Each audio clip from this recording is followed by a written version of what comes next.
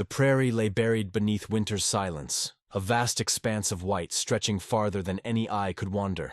The snow did not simply cover the land. It consumed it, swallowed fences, buried tracks, erased every sign of motion until even the living seemed carved from frost. Jonas McGraw had long ago learned to live in that stillness. He moved through the days as though each were a shadow of the last, his boots sinking into snowdrifts that no one else would ever cross. It had been 15 years since he had reached for another's hand. 15 years since the warmth of another body had touched his own. A man can go quiet in that kind of time, and Jonas had. His neighbors said little of him except in whispers. But they all agreed he was a man already half gone, like smoke rising from a chimney into wind. He spent his evenings in a rocking chair facing the window, where the frost grew in veins across the glass. Sometimes when the light was just right, those icy veins looked like the tangled map of his own life. Branches that led nowhere, roots cracked and broken. The only sound in his house was the wind slipping through boards that no longer fit snug, and the kettle that never quite whistled, but gave off the ghost of steam. Some men pray when they are alone. Jonas merely stared, as if waiting for a memory he no longer dared to summon. It was on such a night that the stagecoach rolled into town, its wheels straining against frozen earth, lanterns swinging in the storm.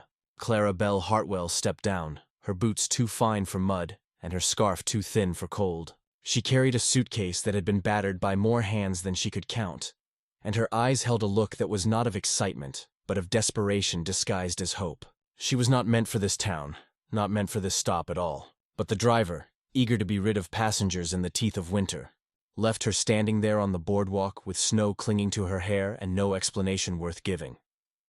Jonas saw her only because he had come for feed and coffee grounds. He stood across the street, shadow long against the lamplight, watching as she tried to steady her suitcase against the wind. When it tipped, spilling fabric and letters onto the slush, he should have walked away. That would have been his way.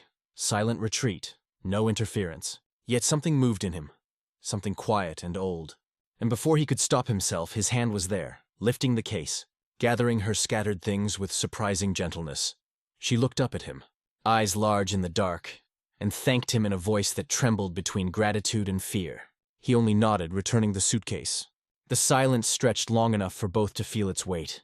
Then she moved toward the inn, and he turned toward the store. By all accounts, they might never have crossed paths again. But the town has a way of tying strangers to its rhythm, even against their will. The innkeeper, Martha Doolin, had eyes like a crow and a tongue that never tired of wagging. She noticed Clara's confusion, her lack of arrangements, the letter she carried that clearly bore another town's name. And she noticed Jonas walking in not a minute later, brushing snow from his coat. The story wrote itself in Martha's mind before either of them had said a word. "Ah," she said, smiling too wide. "Looks like fate delivered you right." Fate had nothing to do with it, Jonas thought. But the room was already alive with whispers. The woman had no place to sleep but the inn, and the inn had no room left to spare. Or so Martha claimed.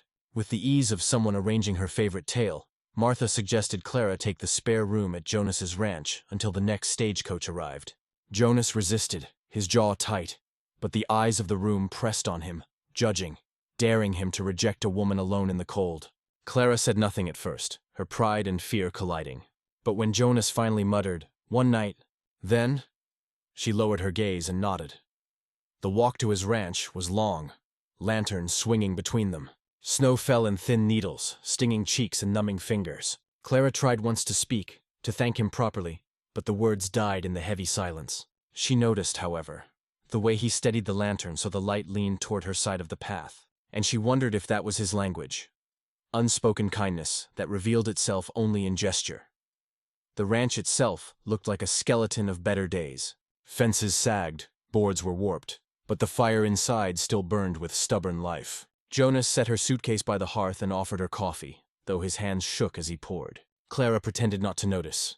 She sat at his table, tracing the scars carved deep into its wood, and felt for the first time in years both unwelcome and oddly safe. He did not pry, did not question, simply existed beside her with a silence that was more solid than most men's chatter.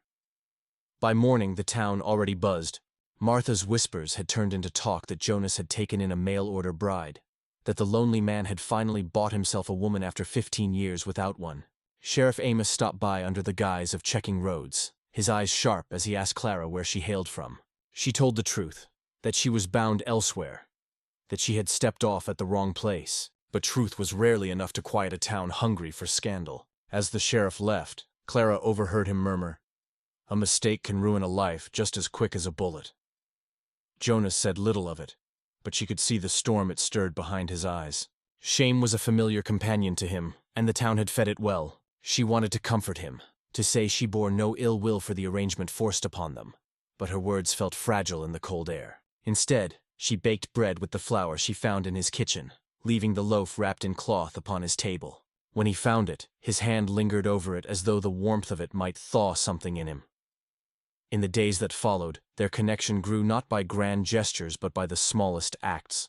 Jonas repaired her battered suitcase with leather straps from the barn. Clara mended the tear in his coat with thread pulled from her hem. Little Eli, an orphan boy who haunted the edges of the ranch for scraps, began to follow Clara like a shadow, sensing the gentleness she carried. Jonas watched them together from a distance, the boy laughing for the first time in months, Clara's scarf trailing like a banner of hope in the snow. Yet even as warmth flickered in that cold house, the weight of judgment pressed harder. Martha's whispers reached new ears, and men at the saloon began to laugh at Jonas in low tones. 15 years without a woman, and now he clings to the first stray who wanders in. Jonas did not answer them, but each word cut deep, stirring the old wound that had never healed. Clara noticed the slump in his shoulders, the way his eyes avoided hers longer than before. She wanted to tell him he was not a fool for offering kindness, that his silence spoke louder than their cruelty, but something inside her feared speaking too much, too soon. One evening, as snow fell heavy against the windows, Jonas sat at the table staring at the loaf of bread she had left. Clara, standing at the stove, turned and caught him looking. For a moment, the silence between them was not empty but charged with something fragile, as if both stood on the edge of a thaw neither had asked for. She offered him a faint smile. He looked away, yet when she turned back, she felt his eyes still upon her. The section ends with Jonas standing at the window once more, frost veining across the glass. But now, for the first time in years, he is not staring into emptiness. He is watching Clara outside, her scarf a streak of red against the snow as she speaks gently to Eli. His hand rises, almost unconsciously, to the cold pane, as if testing whether the glass will let warmth pass through. He does not yet know if he has the courage to open it, but for the first time in a long while, he wants to. Snow deepened as January pressed harder upon the land, burying fences and silencing trails until the world seemed locked in a frozen dream.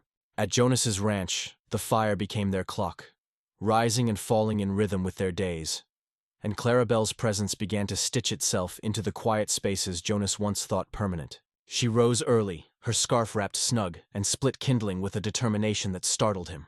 He offered to take the axe from her once, but she only smiled, saying, "A life is lighter when carried together." Her words lingered longer than he expected, unsettling him more than any accusation ever had. In town, though, whispers sharpened like knives. Martha Doolin told anyone who would listen that the stranger had bewitched Jonas, that a woman alone did not travel by mistake, and that a lonely man was too easy to fool. Men in the saloon chuckled, their words carrying like smoke. McGraw finally paid for company. Jonas heard them one evening when he rode in for supplies. Ezekiel Boone, half drunk, leaned across his table and spat, 15 years dry, and now you lap up the first stray cat that wanders near. The urge to strike rose in Jonas's chest, but he knew fists would not silence what tongues had already etched. He left without a word, yet the shame clung to him like burrs, sharp and unshakable.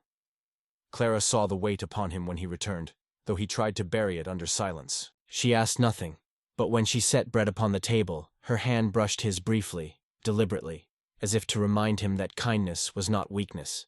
He met her gaze for a flicker of a moment, then looked away, yet that single look carried more truth than a dozen sentences. Days bled into nights, and the storm that had been brewing finally unfurled its fury. Snow hammered the roof, wind howled through the seams, and drifts rose higher than a man could climb. Travel became impossible. Even the town seemed swallowed whole by the blizzard. The ranch became their world, and within its walls, a fragile kinship deepened. Jonas taught Clara how to mend harness leather, his hands guiding hers in the lamplight. She showed him how to stitch a finer seam on his torn coat, her laughter softening the edge of his silence. Little Eli, too, found refuge there, curling by the hearth as if he had always belonged. One night, as the storm raged louder than thought itself, Jonas stumbled back from the barn with fingers near frozen, unable to unbuckle his gloves. Clara caught his hands between hers, rubbing warmth into them with urgency, breath clouding in the cold air. The act broke something in him, not because it hurt, but because it had been so long since anyone had cared enough to do it. His voice cracked like timber under strain as he whispered, 15 years. I forgot what warmth felt like. Clara did not answer, only pressed his hands tighter, her silence speaking more than words could. When the storm at last eased, Sheriff Amos rode out through the brittle snow, his horse laboring against drifts. He carried with him not protection but warning. Standing at the threshold, his coat rimmed with frost, he told Jonas that the town had turned restless. Folks were saying Clara was no accident but a scheme, that Jonas had finally slipped into disgrace by harboring her. You know how tongues work, Amos said, his voice heavy with caution. A man's name is a thin thread, and yours has frayed too long already. They'll drive her out if you don't send her first. Jonas stood motionless, jaw tight, as Clara lowered her gaze, shame coloring her cheeks though she had done nothing wrong. After Amos left, silence weighed heavy in the room. Clara began to gather her few things, the battered suitcase Jonas had repaired, her hands trembling as though the simple act of folding a scarf cost more strength than she had left. He watched her, chest burning, torn between fear of ridicule and the pull of something deeper than he knew how to name. At dawn, they rode into town together, Clara walking half a step behind, Eli trailing like a shadow. The square was crowded, townsfolk drawn not by duty but by the scent of spectacle. Martha's voice rang sharp above the murmur. There she is, the trickster who trapped our McGraw. The laughter that followed cut like a blade, cruel and eager. Jonas felt every eye upon him, waiting for him to bend, to agree, to cast her out and salvage what little dignity remained. Instead, for the first time in years, he found his voice. Standing tall in the brittle light, snow drifting around him, he said, She is no mistake. She is the reason this ranch still breathes. The words rang across the square, startling even himself with their force. Clara froze, suitcase in hand, tears gathering but refusing to fall. Eli clutched her skirt tighter, as if anchoring her to the earth. Martha opened her mouth to counter, but the silence that followed Jonas's declaration was too thick to cut. Sheriff Amos, watching from the edge, gave a small nod as if to mark the line between cruelty and courage. One by one the murmurs fell away, not in acceptance perhaps, but in recognition that Jonas McGraw had spoken, and spoken plain. He reached for Clara's hand, rough fingers trembling as they closed around hers. She let the suitcase slip from her grasp, the thud of it muffled in the snow. Together they stood, an unlikely pair, a scarred rancher and a woman bound for somewhere else, yet claimed by chance. Dignity did not roar there in the square. It whispered, steady and unyielding, like the promise of thaw after endless frost. That evening, back at the ranch, the fire crackled low, and Clara sat beside Jonas while Eli dozed by the hearth. The storm outside had passed, yet the air still smelled of snow, sharp and clean. Jonas looked at her then, truly looked, and saw not a burden forced upon him, nor the echo of old betrayal, but the fragile beginning of something earned. He knew the road ahead would not be easy. Gossip would linger, hardships would come, but for the first time in 15 years, he felt he had stepped back into life, and perhaps it was not love yet, not the burning kind the songs promised, but something slower, sturdier, like snow melting drip by drip until the land remembered spring. If you find your winters endless, take heart. Even in the loneliest prairie, warmth can return, sometimes carried by chance, sometimes by grace. All it asks is the courage to open the door when it arrives. And if these tales stir something in you, subscribe to Wild West Tales, because every heart carries its own frontier worth crossing.